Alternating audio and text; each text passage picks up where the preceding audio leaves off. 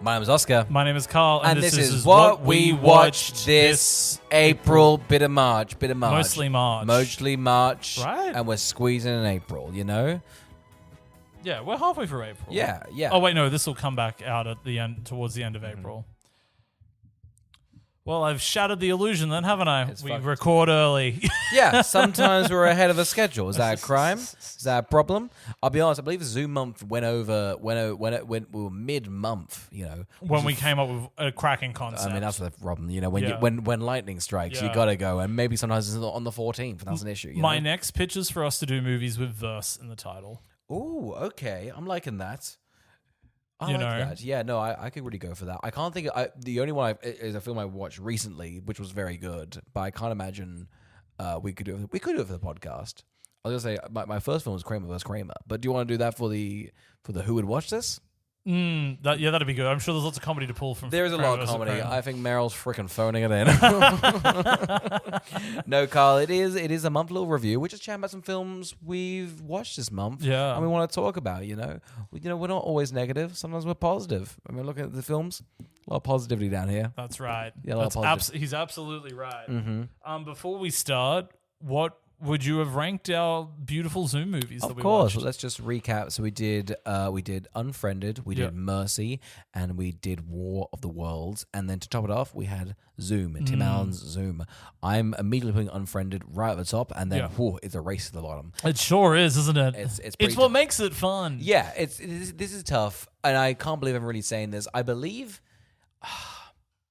functionally, I think Mercy is a better film than War of the Worlds. I agree. However, I am putting War of the Worlds just in terms of it as a product is a higher in my mind artistically, and then Mercy is lower. And unfortunately, Zoom is dead at the bottom. Even though I think Mercy is a disgusting little cash grab, you got to give it props, you know, for someone like in a business sense. You know, get Chris Pratt and make some money. You know, whereas what was the pitch for Tim Allen? You know. Couldn't tell you. And you know, Chris Pratt's got a Tim Allen energy to him now as well. So I think I would do Unfriended #1, Leagues and Bounds. What a breathtaking film. And then I would probably put Mercy over War of the Worlds. And then Zoom dead last. Yeah. It's brave. Simply one of the worst to ever do it. Yep. It's not good. It's not good. So there you go. There's our Zoom rank. It's good stuff. Oscar, would you like to go first? I would love to go first. Do you want to go for one that we've both not seen, or do you want me to go for one that we've both seen? Oh, you can start off with one that we've both seen. Huge. Okay. I believe we haven't talked about it yet, but Project Hail Mary. Yes. Project Hail Mary. We both went and saw this. I've seen it twice now as well. Oh, fantastic. So there you go. And I read the book. So I'm a little Mary head. Yeah. Huh? Oh my God, look at you go. It's Chris Lord and Phil Miller. No, Phil Way Lord. off. Phil Lord and Chris Miller. And we're nailing it. And they're back in a big way. They've done Spider-Verse, done 21 Jump Street, done Lego Movie. And they've got a Ryan Gosling in a little spacesuit. So good for this one. And a puppet. Yeah, a little puppet. I'm obsessed with the videos of the puppet, if I'm being honest with you. Have you watched any of them behind the scenes? I've seen a few behind the scenes. I like when he does this. Yeah, it's good stuff. He's like, woo! Carl's raising his hands. I love a puppet. Okay? I don't know what else to tell you. Here's the thing. From just hearing your voice, you can tell. Yeah, and I think as well, this movie's absolutely cut off the legs of Mandalorian and Grogu, which is the exact same thing of a man and a puppet. Yeah. Wow, this is way better than that. Here's the thing. Audiences are only willing to indulge in one, but they will indulge in one. They will indulge Here's one. the thing. When you get Kermit on screen, holy shit, you know, I'm there. But I couldn't do it like an Elmo as well. Yeah. You know, I'm not gluttonous. I'm not a sinner, you know. This was really fun. This is really nice. It's deeply, I think the thing that elevates it is it's not only fun, but it's shockingly well made. It's always pretty. Yeah. It's always interesting to look at. They've gone for very nice practical stuff. There's been a lot behind the scenes of them. Like, there's a scene where Ryan Gosling is like looking through stuff through infrared, and they've just done this nice, very simple effect of just like, you know, shooting water through glass and then, you know, making it all light. And that looks very pretty. And that's filmmaking. It's getting dirty, you know? And it's like, I think we're starved for it, which is why people, I think, are a little bit bigger on it than I think am. so. I and think that's so. because it's a fucking well-made blockbuster the way that they used to be made. Yeah. I mean, because that's the thing. I feel like I want to. I've got like little, like not niggles, but definitely things. I'm a bit like, it's a bit. It definitely feels very formulaic. But like, my God, no, we haven't seen it in a hot minute. So good for them. I'm for it. It's probably my least favorite Phil Lord, Chris Miller sort of vibe. But that's not a bad thing. Do you think this is worse than Lego Movie 2? That's a toughie. They produced that. So let's just. They wrote it. Oh man, that one does. No, I won't get into Lego Movie 2 because stick on Hail Mary. But I think it's like, so the thing that I thought on the second time that I saw it was I was like, wow, it really is crazy how good it is for a man talking to a puppet for the whole film. It's long as well, isn't it? 2 and hours it is 20. Crazy well paced. It's like 2.5 hours. I think it flies by. It does. It is, and it's always funny. It's always good, and then I think it has really good moments of tension as well in the middle. Yeah, like I don't know. When we saw it with that packed crowd, you could drop a pin. totally. There's Like that certain crowd scenes, was that, fucking that into gravity spinning scene. That was Yeah. intense. That was massive. Yeah. So I think people are starved for this. Something Yeah. that is fun and not. Like, because I think I loved, obviously, One Battle After Another, because that was a really well-made blockbuster. And also very intelligent on top of that, and very of the time. Yeah. But I think this is like a good old-fashioned one, which makes you forget about everything that's like going on. I think that's it. Like my sort of not criticism, but just like what was like holding me back from like really loving it is it sort of being. It's never gonna go to that like. Let's like use the rules of space, or it's like let's never not keep it like quite like lighthearted. Like there's certain scenes where Ryan Gosling really should be panicking a lot more, but he's playing it for comedy, and that's fine. Yeah, because absolutely. it's working comedically.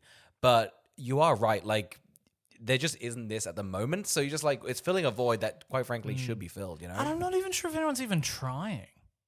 What do you mean? To make other things like this. No, like I feel like that's what also makes it feel fresh is I'm like, and I feel like it's odd that people aren't trying to make this. Yeah. But what were all of those horrible trailers before this movie? And it's like, am I really going to go out and watch Masters of the Universe? Masters of the Universe. There was the Supergirl one. I just recently started watching Superman, and that I think that's a great example of. I think a lot of people gave that a lot of praise of just like, look, this looks pretty good for a superhero film, and I've only watched half of it, and it's fine. But you watch this, you go, this is just leagues. Yeah, it's just, so it's far just, and I feel ahead. like and it just shows how much there isn't out there. You're just like, wow, Yeah. So I don't know. I think it's a great time. I'm yet to hear somebody not like it. No. It's maybe one of the most likable movies such of an the easy year. recommend. Like, It's such an easy recommend to just my parents or my like sister. Just like It's go. like a movie your dad will just fucking love. 100%. I can see it being a real family favorite too. Totally. It's because it's not violent. No, I think on reflection of the whole film, I go, okay, actually, there's like I think at every point I'm like, is there going to be like a tension or a horror? Yeah. I'm like, oh no, it's absolutely fine. Yeah. I think as well, I just think it's an interesting way to take it too. Because I think when I read the book, I didn't think, oh, this would be like a good family fare. But I think they definitely saw something in the book that was like, oh no, like a kid could like this. Yeah. And so I think that's an interesting way to take it. So good for them. Let's hope they just get lots of things now. Oh, Remember when they almost made The Flash as well? God, they've almost made so many things. I don't know why. I don't know why any producer would be like, "You guys are off the project," and they're like, "All right, we're gonna go off and just make something just fantastic." And everyone goes, "Well, that made money and was critically successful." But shut up! No, you don't get to make the Star Wars. We're gonna make Solo with Ron Howard. Carl, what'd you give Project Hail Mary? Give Project Hail Mary a crisp 4 out of 5. Whoa. Both viewings. Oh my goodness. Both viewings. I'll have to give it a 3.5 out of 5. And that's where the cookie crumbles, kids. Yeah. Is that our thing? That's our thing. And that's our That's thing. always been our thing. And that's our thing. That's always been our thing. That's why I've written it down many It's always times. been like that. And that's the way the cookie crumbles. Every episode. Carl, I also watched Zootopia too. I downloaded Disney Plus and got. for The Simpsons. I thought I'll stay for the Tope 2. Giving a bit of money to the big mouse. Of course, you know. Holla. Holla. He's above us. He's up there. He's in heaven. Walt's looking over us without his head. Going, send it up. God, he's like a cockroach that's lost his head. He's just like railing around. He's like, this is a weird afterlife for me.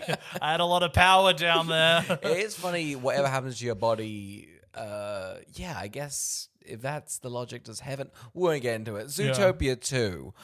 Wowee.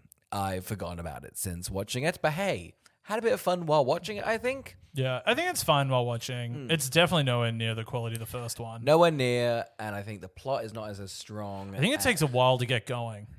Did you feel that? Well, it starts with... I'll be honest, I think the biggest issue for me was, I think, their relationship. I feel like the Disney people were scared off from them being like, well, we should have them in a relationship. But then I think they saw all the gross porn that's been happening for 10 years. They went, all right, let's get foot off the pedal. But it's weird they're not dating. So they're sort of doing this weird... It's not even like will they, won't they? It's sort of, are they partners or are they crime partners? It's very odd. I think it's an annoying...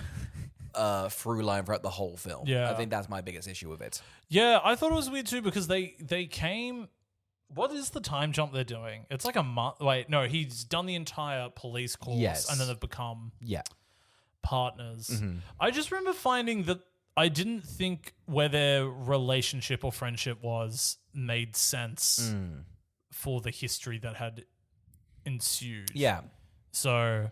Was the movie, again, it has truly gone through one ear and out the other. Was it about them learning to trust each other? Was that what was their arc? I feel like it was more believing each other. Yeah. I felt just a bit wishy-washy. Yeah. It really did feel like we're doing another one. Yeah. I did not enjoy the whole snake second island thing. I just didn't feel like... I feel like that first one is so like, let's go to this new world. It's really tight. Really tight. We're going to throw you like a new little fun concept. I really can't remember a fun concept I learned this one, even though I feel like we're in that like swampy area for a long time. Yeah. I remember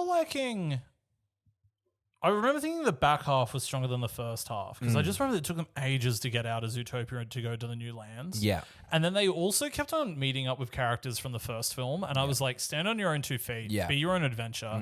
Like, I don't need you to be referencing the other movie. Yeah. Like, these characters can come back in your 3rd and 4th film and things like that. But don't chase nostalgia on your sequel. Yeah. But yeah, I remember liking I liked Andy Samberg in it as the villain. Yep. And I thought when the confrontation was happening towards the end, I thought that was quite fun. Them and that was the EpiPen and stuff like that. I thought that was the first time it had sort of hit the seriousness that the first movie had the whole way through. Yeah. And so I was like, oh, I'm glad we haven't lost this. But it was a little bit too little too late. Yeah. And that's why I also thought we were getting to the end of the second act when that happened. And I was like, oh, and now there'll be a third thing. It felt very, not formulaic's the wrong word, but it just did feel like almost like just an extra 90 minutes because, almost to be watched on Disney Plus. Yeah. I think when it is these long waits between movies, you expect a better quality, in my opinion. And I think this movie's messier than I thought it was going to be. But I didn't have a bad time when watching it. No, of course not.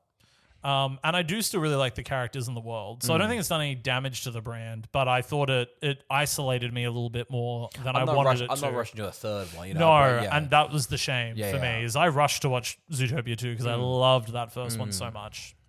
So, yeah. I mean, in terms of...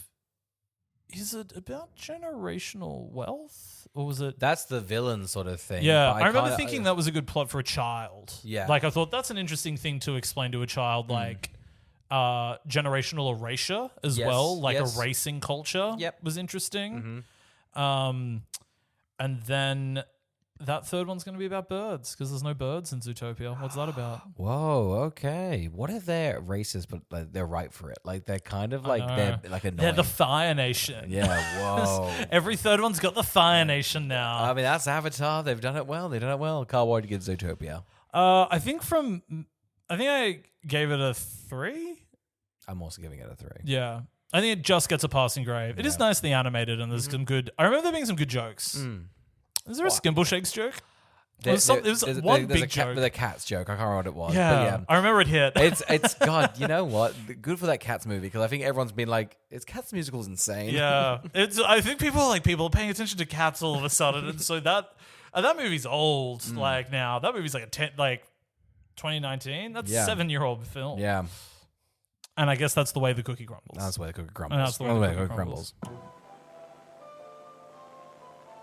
I watched No Other Choice. Oh yeah. Oh, the Park Chan-wook. Yes, hells yeah. Which have you seen many of his films? No. You seen Old Boy? You seen any of? I've been saving them for the cinema experience. Cause I just thought, fuck it, because they're normally around. Yeah, they are. They're usually playing. So I was like, I'll wait to go see like Old Boy in the cinema. But I've not found a good chance to. This one very much enticed me. What I know about it so far is a guy gets fired from his job and kind of goes a bit postal. I don't know if postal's the right word, but kind of goes a bit crazy.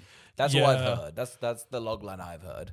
So it's this guy's other movie prior to this one, which was Decision to Leave, which I thought was one of his weaker ones.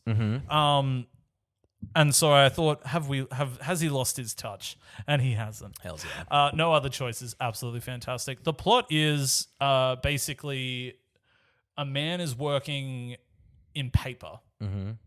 And obviously that is just an item that is nowhere near as popular as it used to be. And so the pool of who can work in paper is shrinking.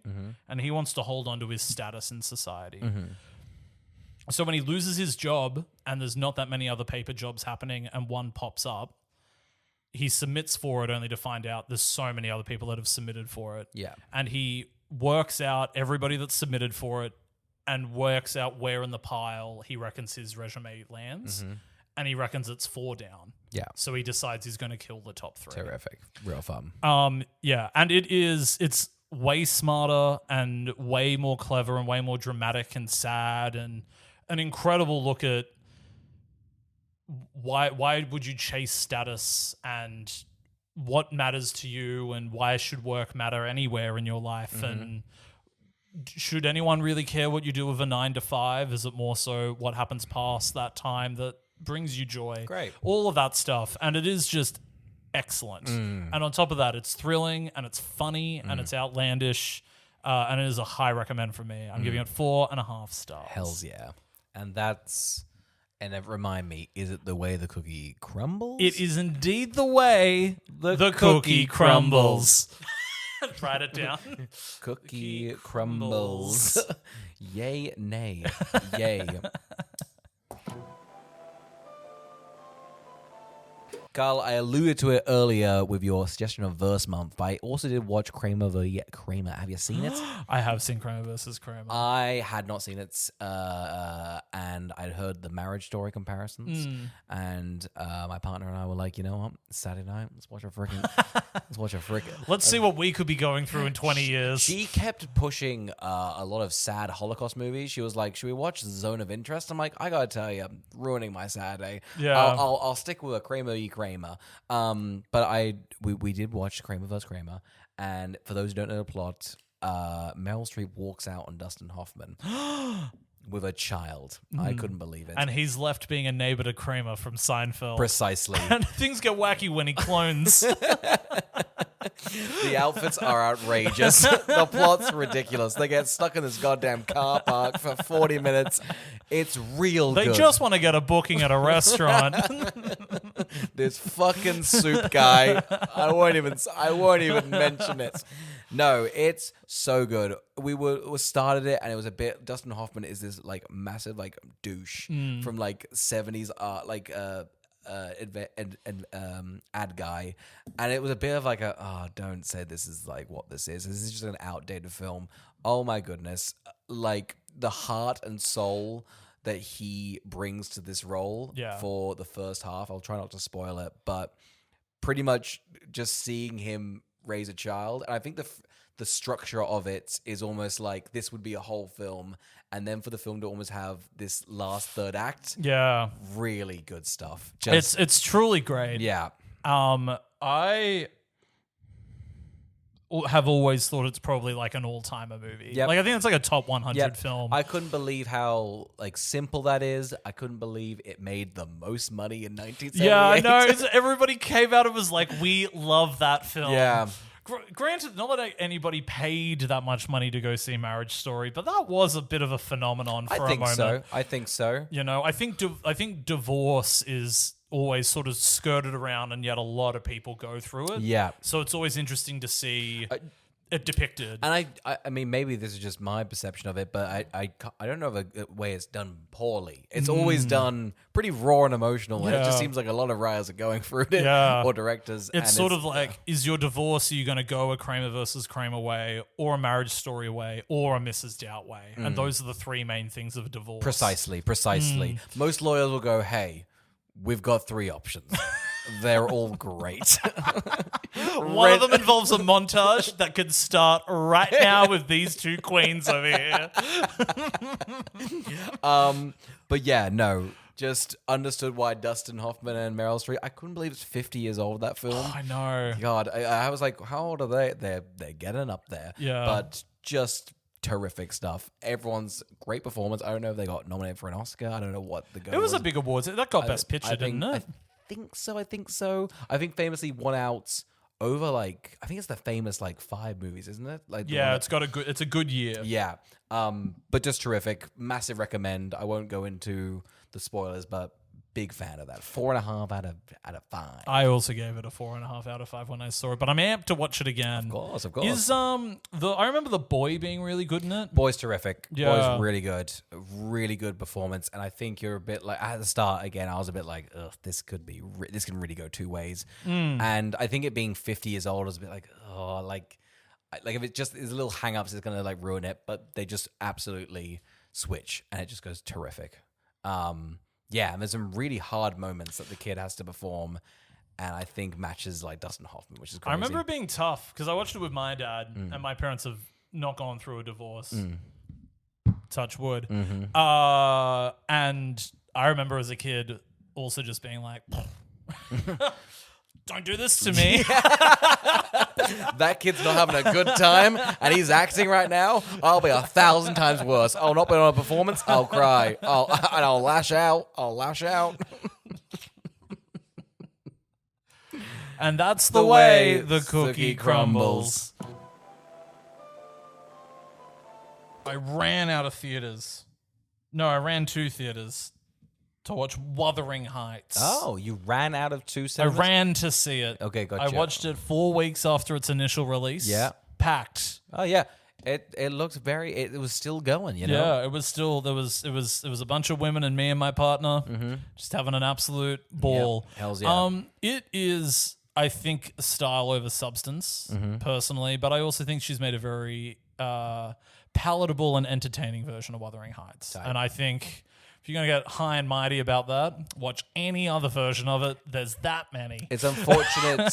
I mean, here's the thing. I have literally got no soapbox to stand off. I have not watched the film and have not read the book. So I'm just giving you the opinions of people who've been screaming at each other. Yeah. Seems like everyone who loves the book hates this with a passion. And everyone else like pretty fun and horny. So yeah, who's to know what good art is, you know? I think I'd be interested to know what some people that don't know what's going to happen in it would have reacted to the marketing of the movie, because I think they'd probably be expecting a more hornier, fun time and not a meditation on cruelty.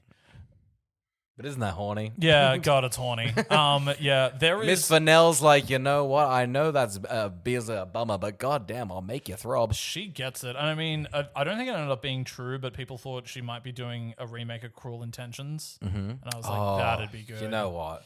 And that's in the wheelhouse. I Yeah. saw some people being like, fuck it, let her do like, I don't know, Lolita. Like, you're like, oh no. But no, that'd be a perfect one to do. I know. That's My just- biggest fear for her is I do think she was put on this earth to make The Great Gatsby. And because Baz... that fucking coward Yeah. Baz, you know? I think she just won't ever get to do that. And nor do I even know if she wants to make that, but I think her style and then the romance at the center of that would be ripe for one of her movies. I really wanted to give a shout out to the actress Alison Oliver, who I think steals the entire film. Oh, yeah. She is absolutely fantastic in it. And I hope she has the biggest career. Hells yeah. So good. If you do watch it, you'll know who it is immediately. You'll be like, oh, I'm clocking this woman right now, and her performance is sick. Tight. Beautiful. And she gets way more to do than I thought she was going to. So yeah, sets are gorgeous. It almost feels like a Tim Burton film, I'd say. So I think it's definitely not a movie that I think is lazy. But I do think because the movie decides to go so outlandish and so big with some of its themes and its depictions, I think it loses the sentimental core that it tries to bring back at the end. So I was not feeling, I think, the emotions that the movie does want you to feel because it had gone so far off course. But that doesn't mean that I don't think that was enjoyable. I think it was a good time still. I would like to also give a shout out to the woman in my audience who started howling with tears and hyperventilating over the ending to a point that it had everybody giggling because they were like, why? How are you this invested? It was a really special communal moment, and I dare say the reason we go to the movies. Because when the credits rolled, her friend got up and went, "Are you this serious?" and whipped out her phone and started recording her, and then profusely started apologizing to everybody, being like, "I'm sorry, but this is too funny. It's too funny." And just in her face, and I was like, this is what this is film. This is what the cinema's all about. This is what it's going about. Thing. Like sometimes, you know, you can get some rude people, but sometimes you get some fucking. Yeah. It's great seeing people's through everyone's lenses. If you know? she quietly sobbed, fine. It was the howls. It was the fact when people were like really loud. And everybody was like, are they doing a bit? Are they not well? Like, what is happening? Only to find out it simply was just that movie. I mean, just a young white woman a bit too into Wuthering Heights. And look, that's the point, you know? That's what Miss Fennell was trying to do. Miss Bronte, is it Miss Bronte? Am I Miss? Yeah. Yep, that's what Miss Bronte wanted those 200 years ago. When she was putting pen to papes, she was thinking about that woman. Of course. I mean, that's at Event Cinemas in Cinema 11 on a Thursday night near a food court. She was thinking about her. I'm talking a closed food court too. It was a weird, eerie vibe, you know? I'm talking when you get there and you can spend $7 to get a bit of Kung Pao chicken and rice in a container from lunch service. Carl, what are you giving Wuthering Heights? Giving Wuthering Heights a 3 out of 5. And that is I'm getting a report. That is the way the cookie crumbles. Okay. We'll have more. We'll have to weigh in on that later. We'll have more for that story soon. I'm getting a thumbs up from the producer. They've also heard that too, so that's a full confirmation. Well, that's 2 people, so that must be that's a source. And we have 5 producers. God, they're well paid. I've got a thumbs up, down, up, down. Okay, all right, that's an interesting point. We'll report it. We'll send it. Carl, it's the religious holiday, so you know what that means. Well, it was. It was. Well, it always is. You know, big man up there, or down there. You know, I don't know how you. Need to let people know what holiday we're talking about. It was Easter. About. It was Easter. There you go. It was the death of Christ. Then he was back in a big way, and then some eggs got thrown in there as well. So we decided to go down and just have a little holiday home. We took a big holiday. Yep. You know, there was about 10 of us. We had a lovely time down the south coast of Australia, and when we're down, we like to go down once a year. When we went down, we end up maybe a little bit hungover, and we always like to chuck something on. Usually a new release, of course, on a streaming service. Some other years have included the Kevin Hart classic Lift. Yep. I can only remember Lift right now. I believe you put on the Danish Girl. Yes, we did watch and that was not a new release, but an old classic. An old classic of 2016. I would say this is the vibe of someone's clicked it. It's the bit is. Wouldn't it be funny if we watched this? Yes. But it would be like, wouldn't that be hilarious? But then don't we? And then we're doing that for the entire field of Netflix and Stan until finally someone goes for the bold click and we commit. Yeah. And what do we commit to this? We committed to the Stan original, the new Australian film, Whale Shark Jack. Wow. Now, I know what you're thinking. Oh, I've seen that poster. It's already dropped to number 5 on Stan's most watched films this week. Precisely. You are correct. Nobody's watching it. Which is why we're here to drum up a little bit of excitement. Hey guys, here's the thing. A lot of people might be throwing these big pop culture moments at you, making $700 million. I'm talking to you right now, Whale Shark Jack ain't making that, and guess what? We've got to be pushing this. This is an Australian film from our hearts. Let's freaking give it some What's power. wrong with a movie wanting to be watched in the afternoon and maybe not finished? Huh? What's wrong with wanting to make a film like that? A lot of people set out to make, art that's watched for the whole way through. And I gotta tell you, sometimes it doesn't have to be. Sometimes it can be just sort of wash over you. Maybe you pause, maybe you never return to it, but at least you gave it a good go. What if somebody said, we're doing a story about a kid that is in no way relatable to anybody ever? All right. Yeah. Sign me up. Now, Carl, how would I be funding this film? Would it be through the New South Wales sort of government scheme? Surely what we'll do is we'll definitely essentially make it a tourist video. And there's nothing wrong with that. And there's nothing wrong with that. When you walk into Rip Curl and see them on the screen, them watching surfing videos, maybe this film will be in the background and it will just blend in seamlessly. Whale Shark Jack is the incredible, not true story of a young girl whose dad dies at sea. But I think before that, has befriended a whale shark named Jack. Precisely. Now, the titular. This girl's like, I haven't seen Whale Shark Jack in a while, and Dad's dead. I'm putting a lot of my stock into this sea creature and trying to see them again. And she reckons maybe she can find him. And if you reckon, hey, that probably can't sustain 90 minutes, it can't. There's a lot of bullying at school. I got to tell you, we loved the bully. The bully was really working. The bully was easily my favorite character. Bully was really working. It's really upsetting that the film goes, let's redeem this. I'm like, no, I think this bully... Sometimes, you gotta bully the marine biologist because then they become a doctor, a real job. That's right, I'll say it. If you're looking after turtles, don't bother. Put some straws up their nose and say, fuck it. Look, we're being cruel, but it's just a nice, chill Australian film.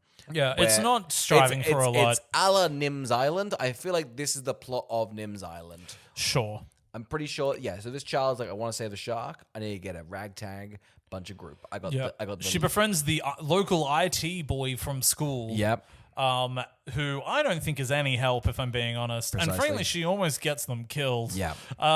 So yeah, there's that. Yeah.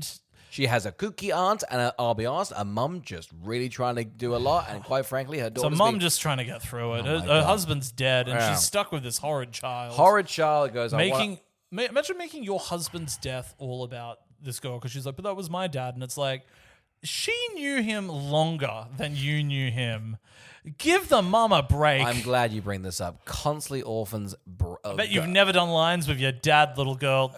Abby Cornish has. That's the bonding moment you had. We did hard drugs in our youth, and that bonded us. What are you, just out of my womb? Get out of here. You're half of him. What have you got to give me when my husband gave me the world? Because you're just being a depressed little girl right now. And it's like, look, and here's the thing. I loved him more than you. Mm-hmm. And when she says that, I went, good for her. Good for her. Good for her. Good for her. That's feminism. Yeah. We should be more positive because everyone's giving it a go. Because I'm scared I'm going to run into them. Because quite frankly, it looks like it's filmed just at the beach. You know? Look, it's unfortunately not very good.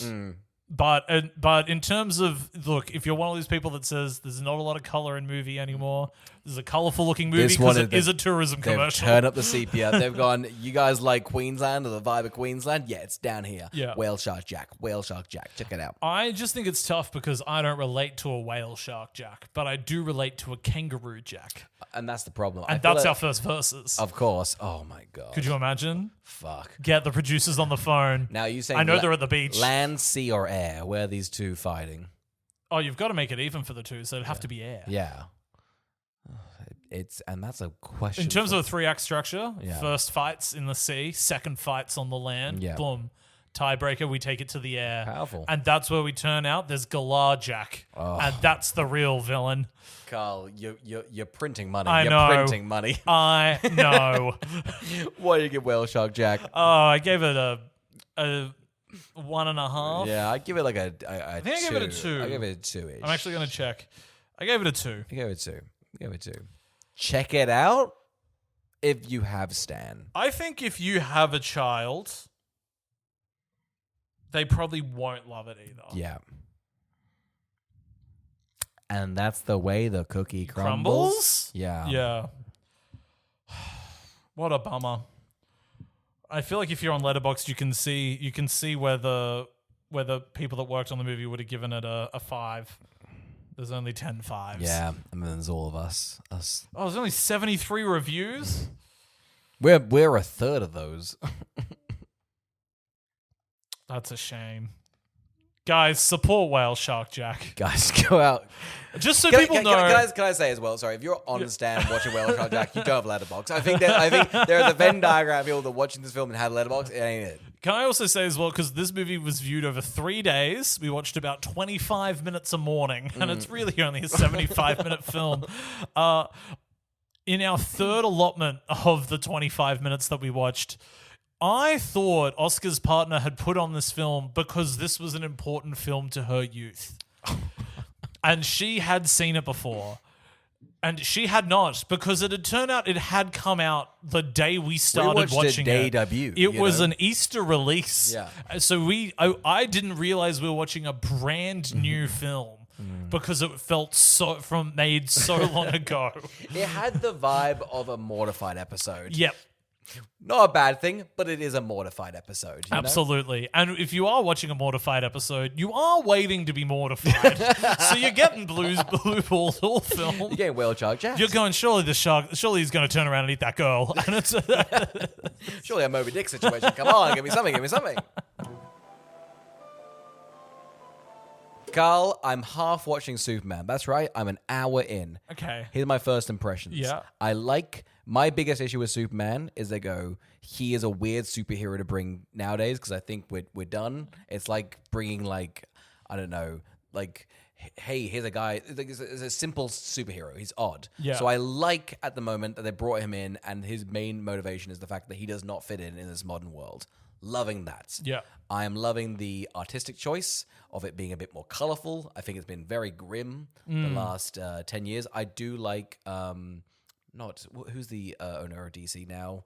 James Gunn. James Gunn. I'm liking his sort of Suicide... Is this in the same universe as Suicide Squad? Dude, I couldn't tell you what's happening with these movies. Because John Cena's in it for a hot second as... yeah, so I guess it's a part of Peacemaker. Yeah. And they've got Supergirl. But obviously, Warner Bros. Is just sold, so who even knows what's going to happen to James Gunn. Yeah, gotcha. God, Could you imagine if they start again after this? Why not? I'm not Fuck going it. to check in. Oh, well. I will. This will be the one for you. Yeah, it's finally, they're back on track. Yeah, so I've watched now. You seen Superman? Me? Yeah. I have. Yeah. I didn't mind it when I watched it. It hasn't exactly stayed with me. Yeah. I think the best thing about it is I really enjoyed the beginning of the movie, which is I've seen that part. yeah, which is it's just the opener, which is explains that it's this is the first time he's ever lost a fight, and he just sort of falls into frame. And I was like, wow, this is a good grabber in terms of, I thought that was a good way to start running and being he's... Because you know the beats. We know all the beats. Yeah. And I like the idea of being this is an important part of Superman's story as an origin because this is the first time he's lost. And what does that mean, and how is he fitting into this world where doing the right thing can also be showing support for the wrong thing, and all of the difficulty that comes with the internet in terms of that as well. That's a really interesting way to take it. And there is a scene when Lois and Superman have a long chat, which I think is the best scene of the film. Yeah, damn. And unfortunately, I think that there is never a moment of drama or interest or realism as much as that scene, and it gets so goofy and cartoony. I was gonna say, because I was my sort of reservation of I was like, should I finish this? I was just cleaning. It was that's how we should watch all movies. Remember, I kept saying that for who would watch this 40 films. I was like, it's either a babysitter or a cleaning film. But I was a bit frustrated of almost the goofiness of certain bits, the sort of Lex Luthor's big selfie girlfriend. It just feels very I don't know, was that tested? It just feels a bit janky, you know. Yeah. So I'm glad I was right, you know. Yeah, I think I I really like the actor they've got as well, and I think James Gunn has an interesting concept for Superman. I don't think he's realized it to the point that I'm in love with this, but I've also never really been a Superman fan. I can't imagine many people are. Like, it's No. an odd one to get behind, Yeah. you know? I think that's the most interesting thing they've done is that he is almost this, like, too standard of a superhero, and you put him in the modern world, and he's sort of just doing, like, it's janky, you know? Yeah. That's interesting. Yeah, and I think James Gunn's made an interesting choice, which is to say, after having gone through watching these pseudo grim adult Superman versions, what if I made a family friendly one? Yeah. And I think he's succeeded in doing that. And so good for him on, I think, setting out to do what he felt like doing. Yeah. But I think in retrospect, it probably wasn't for me. And that's where I land. But it's fine. I think the movie's fine. That feels that it couldn't be more that consensus. Like, that's all I've heard is just, and that's why I put it on for acclaim. So Yeah. what did you give it, Carl? I think I give it a 3 out of 5. Wow. Tentatively, a 3. Would love to finish it. I feel like I'm giving a lot of 3s at the moment, and it's just if it's like three's just it's just a cut above. I'm trying to think where my bar is. You know, where's my bar for what? Like, because honestly, a 2.5 I do see as like a worse review. Yeah, but like I'm like, oh, I semi liked it. I liked bits of it. You know, it's hard to dip into the bad territory. Yeah, and that's the thing is James Gunn is behind it, and so it is like. Well, like it's well made enough, and it's well written enough. Like it is not when you compare it to like there's a consistency. It's a bit stock standard. I remember at the time as well. I'd just come out of. I think it was in amongst that sort of time where that new Captain America had come out, and I think that I feel like that it really got swept in. I think it was like a consistent movie. Everyone, this is great. It felt really. I think good. it had just been in shit territory for a hot minute, you know. And I think as well after Superman, also during that time as well, Jurassic World Rebirth came out, which was fine, but also kind of a mess. And so this was suddenly this blockbuster at the time that was just consistent and had a vision, and like no matter what, that movie has a personality, and it's James Gunn's personality, and that's better than it having nothing. Yes. And at the time, a fair few of the blockbusters had nothing going for it. So I think it really was able to stand out there. So I don't think it's done a good enough job on me getting me out to watch Supergirl. And I find it weird to say we're building a new universe and your first 2 movies are people with the exact same power set. Because I don't think Superman has an interesting power set. No. That's the famous one. Like it's not. Yeah, it's got kind of everything. Yeah. Especially when you're sort of like The Boys is on and you're watching like an evil Superman just kill a bunch of people. Yeah, like I feel like it's like... You're like, I've seen this a lot now. Invincible as well is on. Yes. And so I'm now seeing in a more interesting way and a more adult way. That's what I think that was the only interesting thing of the whole film was just them like, hey, this is a bland power. His only thing is morally he's too one-dimensional. Yeah. How interesting, you know? But yeah, I believe there's a saying we say, but again, I wouldn't be able to tell you. I'm getting 5 thumbs up, which means we are able to reveal to the audience this is the way the cookie crumbles. That's all Roger Ebert. We actually brought him back from the dead and cloned him 5 times. Can you believe it? Yeah. Siskel and Ebert always went by whether it crumbled or not. Yeah, huh? It usually crumbles. It usually crumbles. Because that's the way the cookie crumbles. Carl, that's all, folks. We're under the clock. So should we, do we have time to talk about, dare I say, the film of the year? Sorry, that also just really tickled me just for anybody to know that there's absolutely no time constraint other than we get to go home. Carl, no. We're renting a studio by the minute, and you know I filled the meter with quarters, and we're running out of time. We're racing to get back to our cars before the meter runs out. What nonsense. Carl, we both watched The Drama. It's the new film from Zendaya and Robert Pattinson. Not from them. They're just in it. Yeah. It's from that guy that made Dream Scenario. And the one with the woman with bandages around her face and the sunglasses. I can't remember what it was, but I want to watch it. Carl, should we do a spoiler-free one and then go into a spoiler chat about this film? I think we can get around not spoiling it. Okay. Do you reckon? I think so. Let's give it a go. Let's give it a go. I want this to be a podcast where you don't ever have to pause it. You're never coming back. I don't think we've spoiled anything so far, which is why I feel like I don't have a reservation of. We're pros. We're good. Yeah. Did we spoil anything? I guess Zootopia. Andy Samberg's the villain of Zootopia too. So I guess we'll have to spoil the drama then. Carl, let's dance around it. I think the marketing of this is Zendaya and Robert Pattinson are going to get married, and something is said to the effect that then it sends them on a bit of a spiral. Yes, absolutely. Yeah. I didn't know what was going to be said. I think you were spoiler free as well. I was. A fun thing to gauge is we went to a cinema and we went with a bunch of people, and so we all essentially tried to book out a full row. And I didn't want to spend any money, and so I had like a weird ticket thing that I could redeem, but it meant I didn't get to pick where I sat, and so it meant I was separated from the crowd. And another friend sat with me, but I could just hear Oscar's laughter up on the back of the cinema as well. And I'm sure you heard how tickled I was with a DJ at one stage when I absolutely cackled. I can't stress to you guys, go out and watch this with a crowd. It was really good with a crowd. It was so good with a crowd. And in the sense of that some people were not on board. Definitely not happy with it. And I understand why. Yeah. I think it could be a little bit too heavy for someone. I understand. So I get that. And I think the reason I really very much liked it is it feels like a really of the time movie. Feels really current, feels really interesting to unpack now. Totally. I've never seen a movie want to discuss this. Really fun, unique characters. I think without spoiling it, them getting some of the biggest A-listers at the moment, almost to trick you into watching this film is terrific. I felt every single time it revealed another element of it,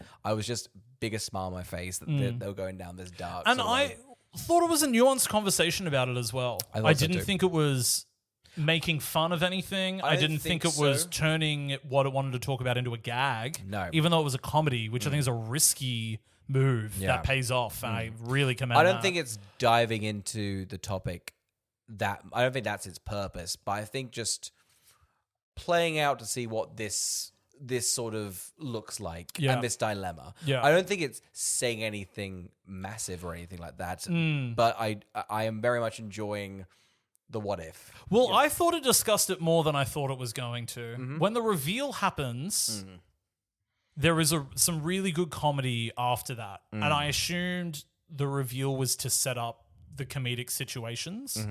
But it does spend a proper portion of its runtime delving into why Zendaya did the thing that she was feeling like doing. And I wasn't expecting them to do that. Well, my favorite thing was I feel like they didn't go down the stereotypical explanation. They actually doubled down almost the dark humor of just sort of, she did it for, I think, some interesting reasons and then got out of it for even more interesting reasons.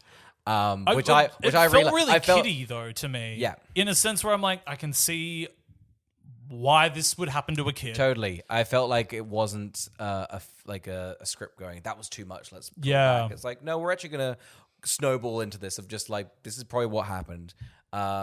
Again, mouth over my gasping at some of these lines, some of the things that happened. It has one of the best jump scares I've had in a while. Yeah. Leapt out of my seat. Yeah. Like a because it was so tense. A twisted horror, similar to produced by Ari Aster. Yeah, when I saw that, because I feel like the conversation's been a bit like, you gotta go see the drama. Something big bad happens. I was a bit like, I don't know, sometimes you can be a bit swept up in this. I think when his name popped up as a producer, I went, oh, fuck, I just watched Eddington. And man, that's like the best film of the last year. And it's fucking vile. I don't want to watch it ever again.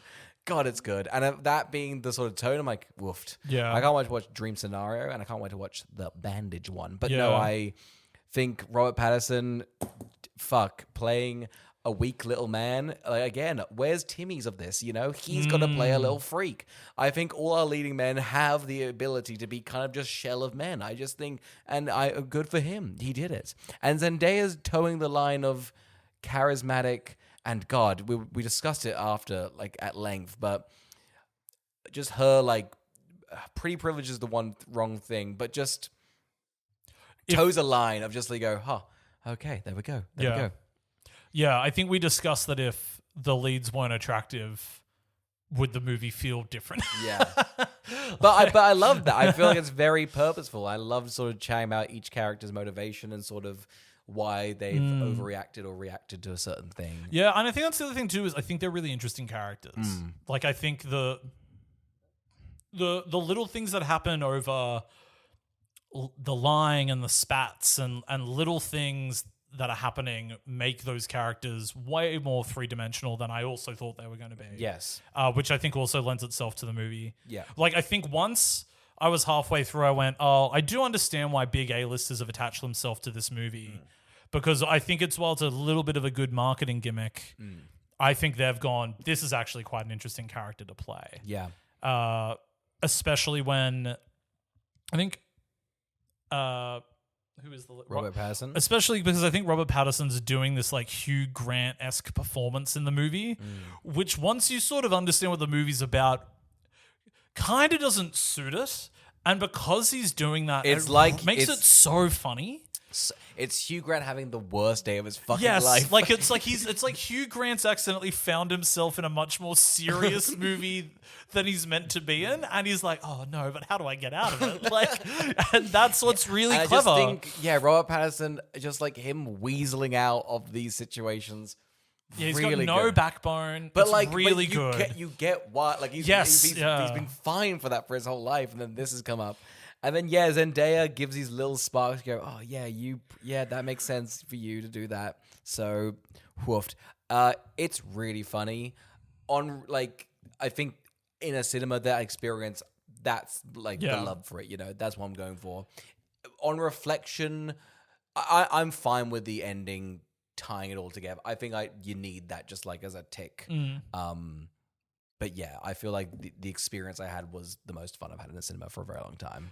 Yeah, I agree. I thought it was an incredible cinema-going experience. And I will say, unfortunately for this director, when I have watched his movies, they don't really have endings. And it was sort of an issue with Dream Scenario, is that movie just sort of fades. And you're like, okay, I feel like something could have happened there. This one has a bit more of a neater moment to end. This felt like a tight little, like, hey, let's leave the cinema.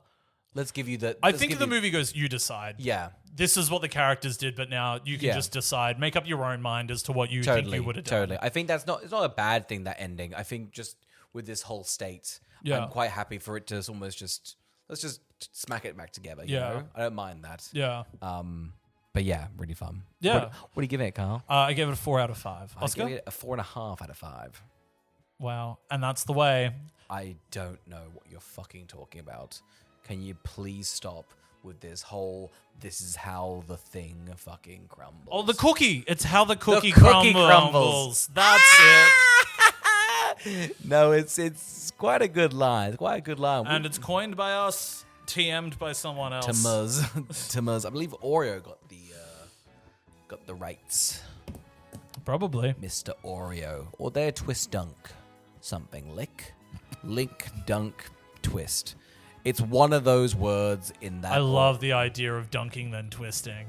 I want a soggy mess. I want a soggy cookie and then twisting it. I wish their ad campaign was to lick, dunk, twist. What a mess. Brackets, and that's the way the cookie crumbles. And that's the way the cookie crumbles. And then down on the corner, Oreo? Thanks for listening. Thank you.